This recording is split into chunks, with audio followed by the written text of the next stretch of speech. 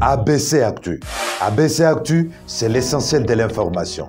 ABC Actu, c'est la politique, l'économie, le social, la culture, la religion, la science, la technologie, le développement et les divers. ABC Actu, l'essentiel de l'information pour vous, FM Prêt.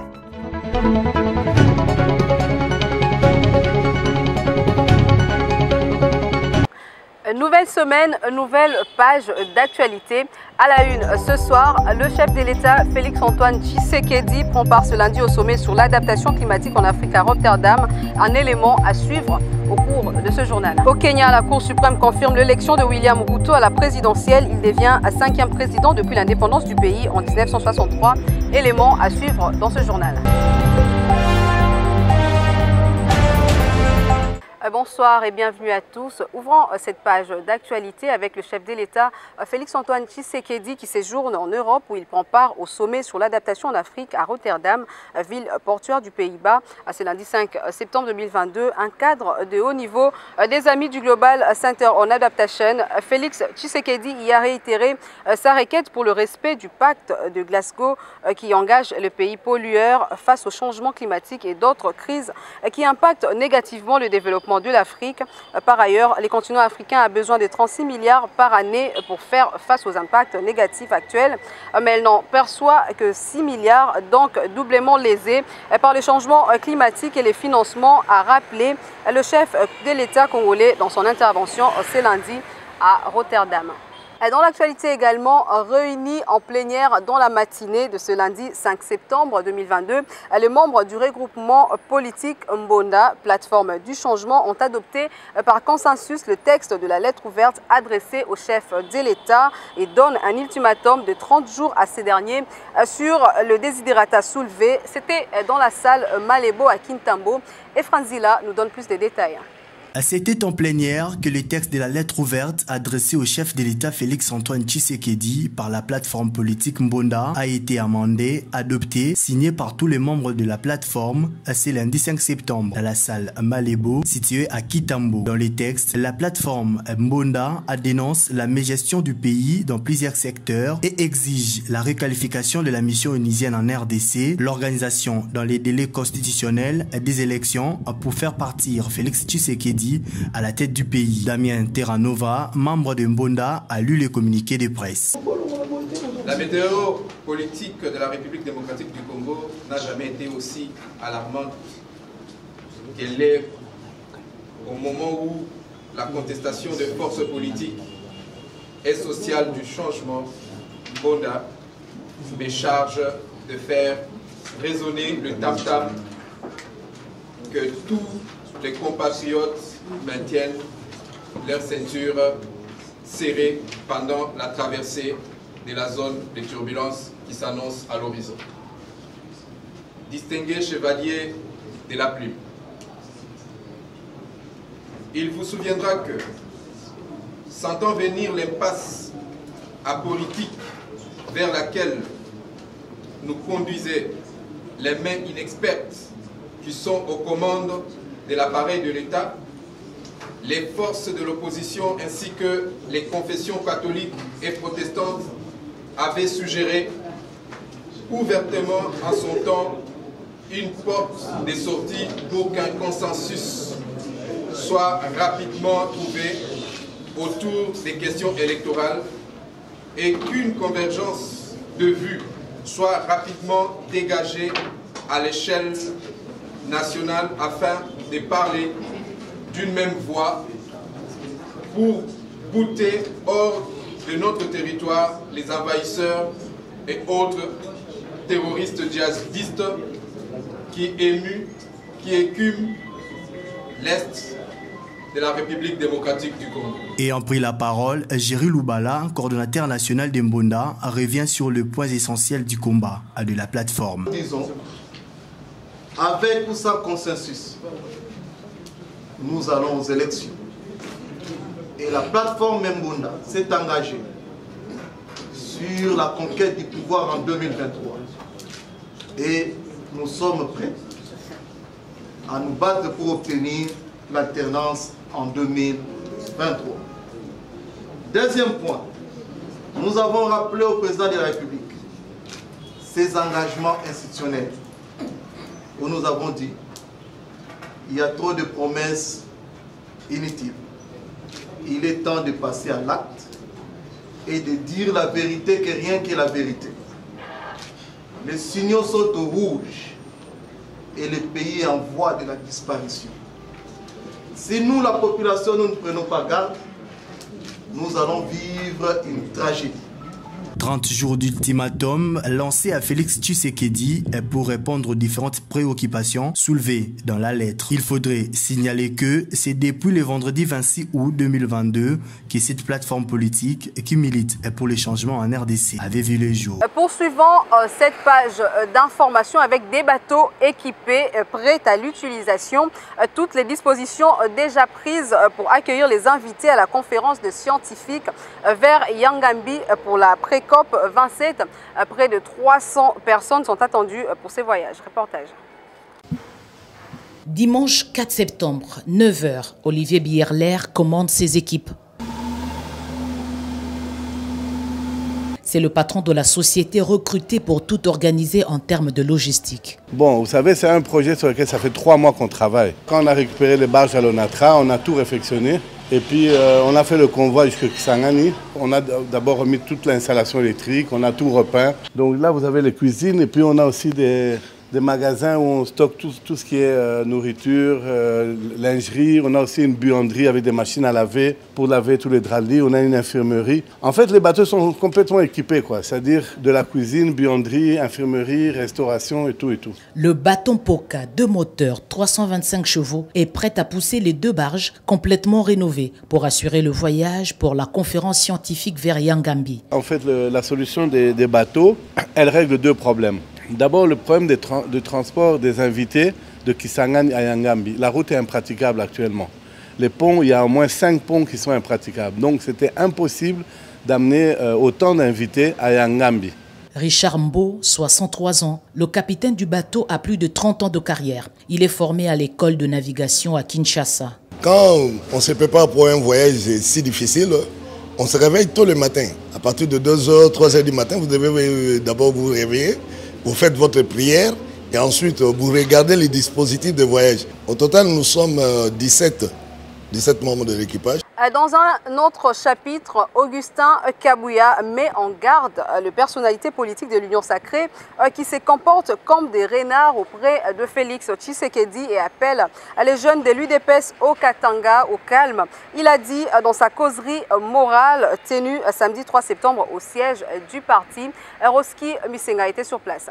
Le samedi 3 septembre 2022, le secrétaire général de l'Union pour la démocratie et le progrès social, Augustin Kabouya, a eu à tenir une causerie morale avec la base du parti à l'esplanade du siège du parti présidentiel. Un speech où Augustin Kabouya a tout ramassé de la gestion du parti en passant par la cacophonie entre sa fonction de secrétaire général et les directoires jusqu'aux personnes mal intentionnées qui cherchent à séparer le chef de l'État Félix Tshisekedi et l'UDPS.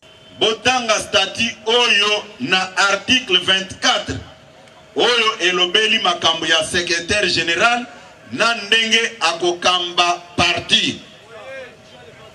Au contraire, makambo nyonso ekomami na kati ya statut na biso au sujet ya gestion ya parti na koyebisa bino ke ebele nasalelaka yango te nakabolaka pouvoir wana na bato ebele. Nalobi boye soki lelo nalobi na appliquer statut ya IDPS au sujet ya ba attribution ya secrétaire général nakanisi bato ebele bakozala na eloko ya kosala te. Profitant de sa bonne communion, le chef de l'administration de l'UDPS a lancé à la foule si cette dernière est prête à réélire Félix Tshisekedi en 2023 en lui accordant une majorité parlementaire d'allumer les lampes de leur téléphone portable, une demande fortement acceptée comme le témoignent ces images.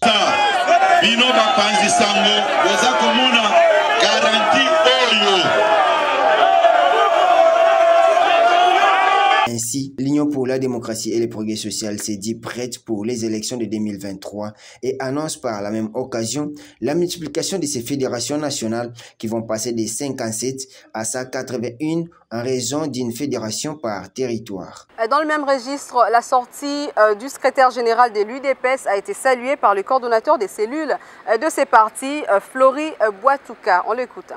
Dans le cadre du collectif de présence cellulaire, nous sommes très satisfaits de l'attitude du secrétaire général Augustin Kabouya parce que c'est un discours de recadrage.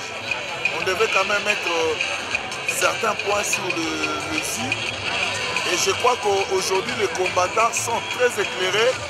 Vous avez entendu ici, il nous a donné la mission d'enseigner déjà à partir de ce mois de septembre dans nos réunions hebdomadaires de chaque dimanche les statuts de notre parti aux combattants et combattantes parce que nous devons mettre de l'ordre et puis éviter toutes les zones d'ombre. Et ceux qui veulent aussi suivre ou pratiquer les statuts à la lettre, qu'ils reconnaissent aussi qu'il y a certaines prérogatives ou les prérogatives qui reviennent au secrétaire général. Je crois que tout le monde a été éclairé, tous les aventuriers, tous ceux qui en fait s'arrangent aussi pour détruire le combat de l'UDPS ont été éclairés aujourd'hui. Et aujourd'hui, la vérité a été aussi dite.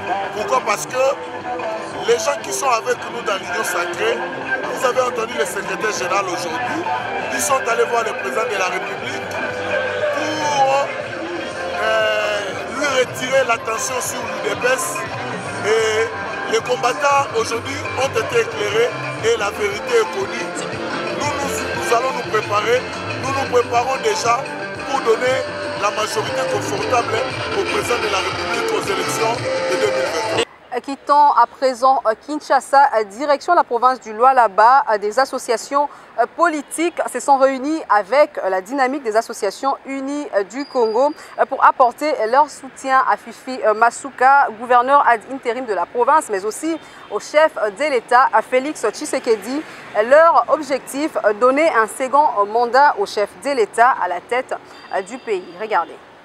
Réunis autour de la dynamique des associations unies du Congo, plusieurs associations politiques se sont mobilisées comme un seul homme pour réitérer leur soutien en la personne de Fifi Masuka Saini, gouverneur ad intérim du Lualaba, et à soutenir le second mandat de Félix Tshisekedi à la tête du pays. Ça s'est passé le samedi 3 septembre 2022 à l'hôtel du gouvernement provincial où ils ont lu leur mémo saluant le choix judicieux du chef de l'État à l'endroit de Fifi Masuka qui, selon eux, gère la province du Lualaba avec brio. Mardochen Seleminga, coordonnateur national de la NJC, a lu les mémorandums. Nous, hommes et femmes, jeunes et vieux, membres de la dynamique des associations unies du Congo d'Ogoncide, dans une unicité d'esprit, nous sommes très fiers de renouveler en ce jour notre confiance et de réaffirmer notre soutien tous azimuts à son Excellence Madame le vice-gouverneur intérimaire Fifi Masuka Saini. Et lui promettons notre appui indéfectible.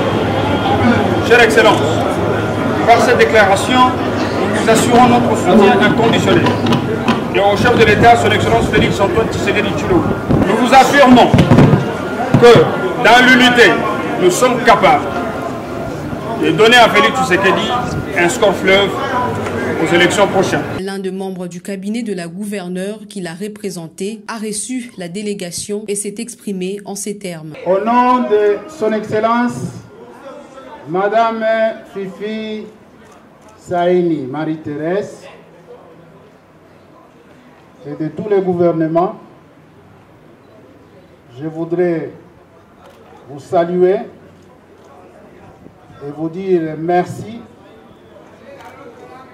pour avoir choisi ce jour pour venir exprimer votre soutien pour le travail de titan que Maman Fifi Saini est en train d'abattre. Chaque association venue ces jours pouvait être reconnue par les écrits inscrits sur leurs différents banderoles. Toujours avec le même objectif, la dynamique des associations unies du Congo a le dimanche 4 septembre rencontré le chef coutumier du Lualaba. Leur entretien avait comme point focal un second mandat pour Félix Tshisekedi en 2023.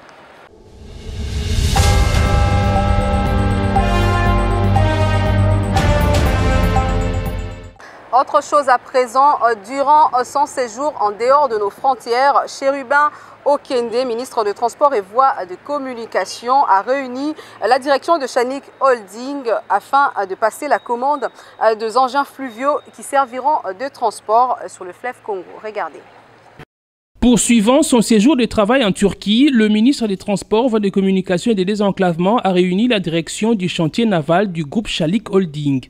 À l'issue de cette réunion, Chérubin Okende a passé la commande des 20 unités fluviales ou bateaux qui vont être utilisés sur le fleuve Congo, notamment par la société Transport au Congo dans son volet transco-fluvial. 14 bus fluviaux avec chacun une capacité de 130 places et 6 taxis fluviaux de 25 places sont déjà en train de venir à Transco. Le ministre Chérubin Okende, qui avait à ses côtés les DG intérimaires de Transco, a testé un taxi fluvial de la marine de la municipalité d'Istanbul, dont la directrice générale a fait le guide. L'expérience d'Istanbul est pareille à celle de Kinshasa et elle pourra nous permettre aussi d'améliorer ce transport chez nous. Nous avons vu déjà la capacité de production qu'ils ont et je pense qu'avec l'expérience de le raccordement intégration multimodale, le transport routier et le transport fluvial, ça permettra aussi à la ville de Kinshasa, si nous appliquons cette expérience, de pouvoir servir la population de Kinshasa, qui est à peu près celle de la municipalité d'Istanbul. Avec ces bateaux, il y aura non seulement exploitation du fleuve Congo, mais aussi l'érection des 6 quais flottants équipés des salles d'attente, des cafétérias et restaurants, ainsi que des guichets de billetterie. Chérubin Okende, qui a décidé de l'exploitation de la rivière Njili, veut obéir à l'instruction du chef de l'État Félix-Antoine Tshisekedi Tshilombo, qui veut que les populations de plusieurs quartiers et communes soient desservies par la rivière Njili, dont le premier bief part de l'embouchure jusqu'au barrage à l'usine de captage de la Régie des eaux, long de 8 km. Le second bief part du pont Njili jusqu'à Lembaïmbou, 6 km. Les populations concernées sont celles des Massina Petro Congo, Ndanu, Kimwenza, Matete, Kingabwa, Lembaïmbou, Njili et Unikine pour les étudiants chers au président de la République. Des unités flottantes appropriées pour ce projet ont été commandées par le ministre des Transports. À cette même occasion, Chérubin Okende a négocié et obtenu pour la RVF une drague.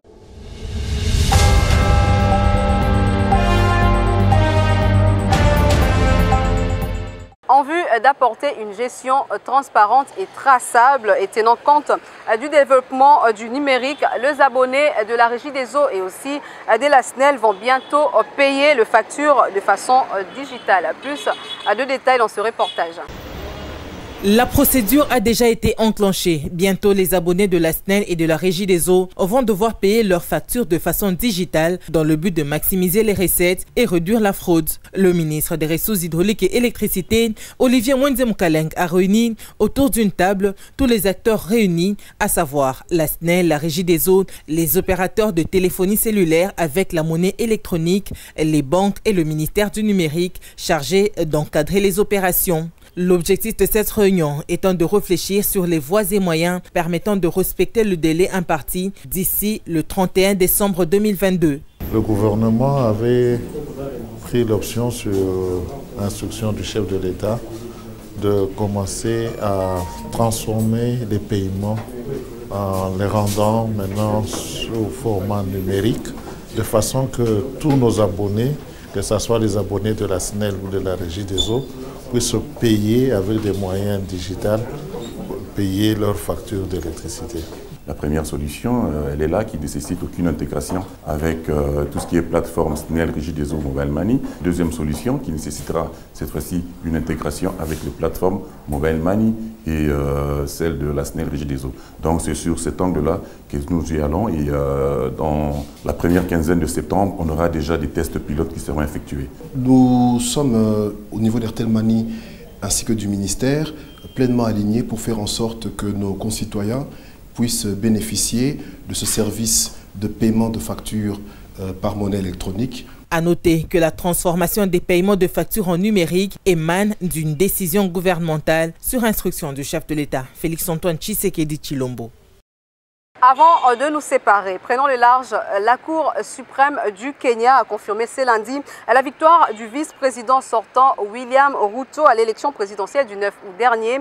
Il devient le 5e président du Kenya depuis son indépendance en 1963. Regardez. C'est une décision unanime. Les recours sont par la présente rejetés. En conséquence, nous déclarons le premier défendeur président élu. Et ce sont le mot de la présidente de la Cour suprême du Kenya qui a décidé ce lundi 5 septembre de confirmer la victoire de William Ruto à l'élection présidentielle. Plusieurs recours avaient été déposés par les clans de Raila Odinga après que la commission électorale a annoncé la victoire de William Ruto. Odinga, de son côté, dit respecter la décision de la Cour, même s'il la désapprouve avec véhémence. Rappelons que les votes s'étaient déroulés dans le calme le 9 août dernier, mais la proclamation de résultats la semaine suivante avait été perturbée. Peu avant la confirmation, 4 de 7 membres de la commission électorale s'étaient désolidarisés de l'instance, accusant leur chef de s'être engagé dans un processus opaque. En vertu de la Constitution, William Ruto doit prêter serment le 13 septembre prochain. Il deviendra à 55 ans le 5e président du Kenya depuis l'indépendance du pays en 1963. Ainsi s'achève ce journal. Merci à vous de l'avoir suivi. ABC Actu, c'est l'essentiel de l'information.